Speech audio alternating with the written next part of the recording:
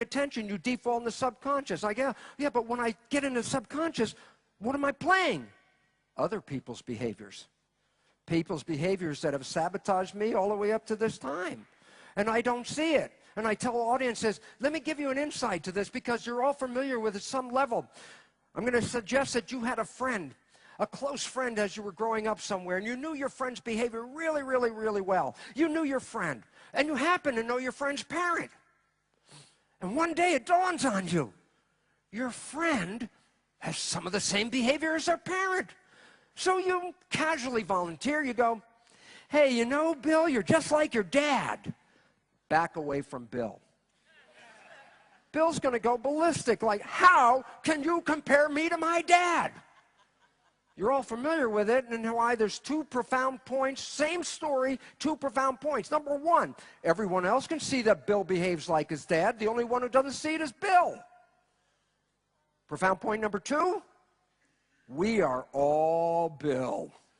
Every one of us, 95% of the day, we are playing other people's programs. But why don't we notice it? And the answer is simple. Why are you using the subconscious program? Because your conscious mind's not paying attention. So when you're playing your subconscious programs, you don't see it. And this is where the problem comes from. We all have the greatest wishes and desires to make our lives into something, not realizing you're only operating 5% of the time with those desires. If you were programmed as one of those kids that threw a tantrum in the store, you wanted a toy and your dad wanted you to get out of the store and you were crying and your dad said, shut up, you don't deserve that. And you recorded that. Then I can say, well, what happens? You're 40 or 50 years old now. And I say, the moment your mind's not paying attention, what programs are going to play? The subconscious program. What program is that? I do not deserve. What's the function of the mind? To take the program and turn it into reality. So if I have a program I do not deserve, what do you think the invisible behavior is going to do? It's going to shoot me in the foot every minute to make sure I do not deserve. Now, it's really interesting because science has come upon this in really recent times. But it was interesting because the Jesuits, they knew this for 500 years. They would boast about knowing this. They would say something like, biblically speaking, they say, give me a child and I will show you the man. Or more realistically, they would say, give me a child until it's 6 or 7 and it will belong to the church for the rest of its life. What did they know? They knew that if I can get the first 6 or 7 years of programming, I own your life. You know why? Because your conscious part's only going to work 5%, and the program I put in is going to work 95% of the time. This information hasn't gotten lost by the leadership of our world today, because we've all been programmed to be what? Disempowered. Who the heck are we? What are we? And the reality is, we have been programmed with negative programming. That programming works when you don't see it. But let me give you the crux of the problem. You go out in the morning, think, I'm going out to make success of my life. I'm going to be healthy. I'm going to be happy. I'm going to find romance. I'm going to have a great job. And at 5 o'clock, you come home with your tail between your leg going, oh, what a hell of a world out there. I couldn't get there. Couldn't get there today. I say, why? Well, it wasn't in my fate. The universe is against me. I go, that is the problem. Because if you don't see it's your own subconscious behavior that's sabotaging you, then we take on the role of victim. I'm a victim of forces outside of me when it turns out this is absolutely false. You are the most powerful people in the world, and you are the elephant with a rope on your leg. I don't care how powerful that elephant is, it's not going to move with that subconscious programming. So, simple point. Conscious mind, your wish, your desire, what you want. Subconscious mind, your habit. New science, you operate 5% from the conscious mind, 95% from the program. Why is that relevant? How much of your life is coming from your wishes and desires? Virtually nothing. All of a sudden you realize, oh my God, I got to get out of this loop. And you might say, well, how do I get out of this? How do I know what my subconscious programming is all about? Because a lot of it was programmed even actually in the last trimester of pregnancy and the first 6 years of my life. I don't remember what my parents were saying to me when I was just born, when I was 1 year old, when I was 2 years old. I recorded it, but I don't know what they said. So I'm going to give you a simple, wonderful understanding. You don't have to go backwards to find out where your program is. You don't have to go back and kill the messengers and beat up on those people that did bad on you. Forget them. They're the messengers. You walked away with a message. What's the message? 95% of your life is coming from the subconscious, so your life is a printout of your subconscious programming. What works for you that you like works for you because you have programs to support that. But anything that you do when you go out in the world and you struggle and you work hard and you say, I'm struggling to get there. I said, why are you struggling? And the answer is simple. You have self-sabotaging, limiting, and disempowering beliefs that will not encourage that in your subconscious mind. So all of a sudden it said, do I need to go to a psychoanalysis for this? I said, absolutely not. You're living it. Just look at your life and see what's going on. What works for you works because it's supported by your belief. And what you have to work hard on and what you struggle for is your struggle is because it's not that program that's not supporting you. That's what it's all about. So, you all remember the story called The Matrix, right? I said, where do you find that movie? I said, oh, you go in the store and you look under science fiction. And I say, The Matrix is not science fiction.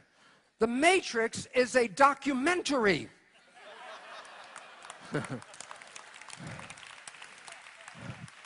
We are here to take the red pill. What's the red pill? To get you out of the programming. I'm going to give you an insight. It's a book that I have coming out this spring. And it's a really wonderful issue. And it says, what would your life, just think about this for a second. What would your life be like if you were not a prisoner of your subconscious programming? Okay, I'm going to give you the answer. Have you ever fallen in love? Come on, anybody ever fallen head over heels in love, yes or no? I mean, it could have lasted a day or week, a month. I'm going to ask you 3 questions about that time in your life when you fell in love. Number 1, were you healthy? Almost everybody was exuberantly healthy when they're living that love. I say, did you have energy? Come on, I know you made love for days without stopping for food or sleep. And the most important question is this, when you fell in love, was life so beautiful you couldn't wait for the next day to have more, yes or no? Well, guess what? Was that like heaven on earth? Well, there's a scientific understanding now of how that happened. And the understanding is this. It's one of the few times in your entire life where you operate almost fully 90 to 100% from your conscious mind, and you don't default to the subconscious. Why? Well, if you're in love, why would you let your mind wander? Everything you wanted was right there. It's stupid to let your mind go when everything you were looking for is in your face. So what's the point? The one time in your life where you don't operate from the program, what did you do? You created heaven on earth. What's the limitation of us from having heaven on earth? The program. All it is. And that's why, unfortunately, the honeymoon ends for people. Because no matter how much you're in love, life gets busy. And when life gets busy, the subconscious starts kicking in. And guess what? The behavior in that subconscious isn't you. And that partner you've been with for that honeymoon period where you have all this juicy love going on, and all of a sudden you slip into the subconscious and you play your dad's behavior, and your partner looks at you and goes, who are you? Well, that's the end of the honeymoon period for a bit, for a simple reason. You yourself didn't even know what you just did because you don't see your subconscious. So you look at your partner and go, what are you talking about? I've always been this way, which is true.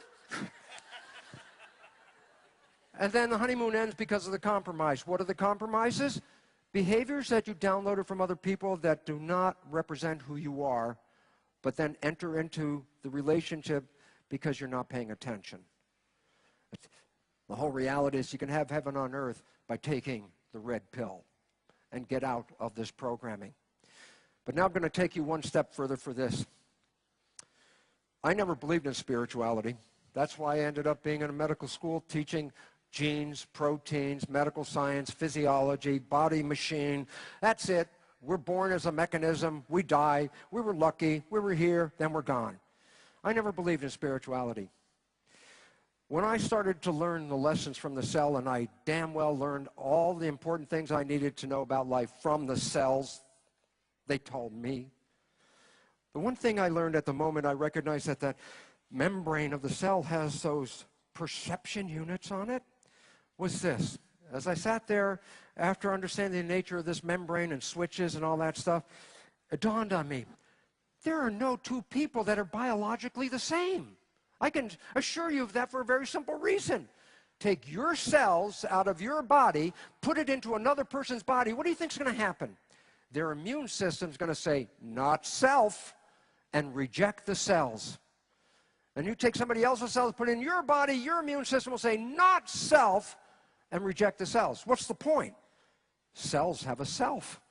They can be recognized to be your cells or somebody else's cells. I said, where is the self?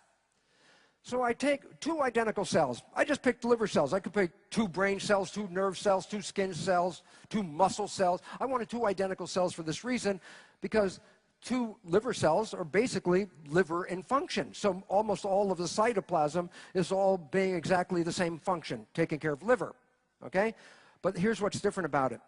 One of them is Bruce's cells, and the other is Margaret's cell.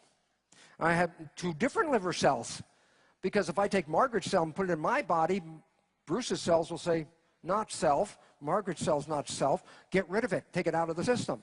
And vice versa. I put my cells into Margaret. Her system says not self and gets rid of it. So I say, where is the self?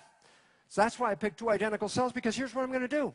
I'm going to remove the color from the slide of everything that is the same, with the intention of leaving where two cells differ from each other in regard to identity.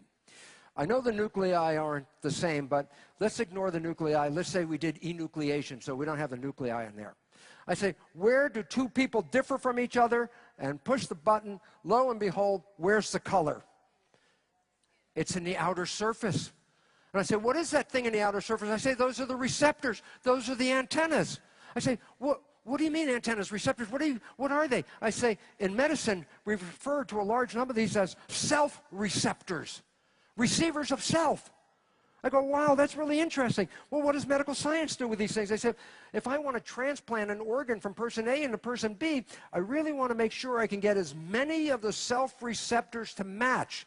That's what they do with tissue matching or organ matching, to make sure that they give a recipient an organ that is closest to their identity. Well, that's nice, and that's what they do with it, mechanical stuff. I had a whole different thing. Blew my mind.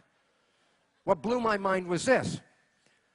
Well, we see the antennas, we say that's the difference between self. I say, no, you fail to see the point. They're antennas. They receive a signal.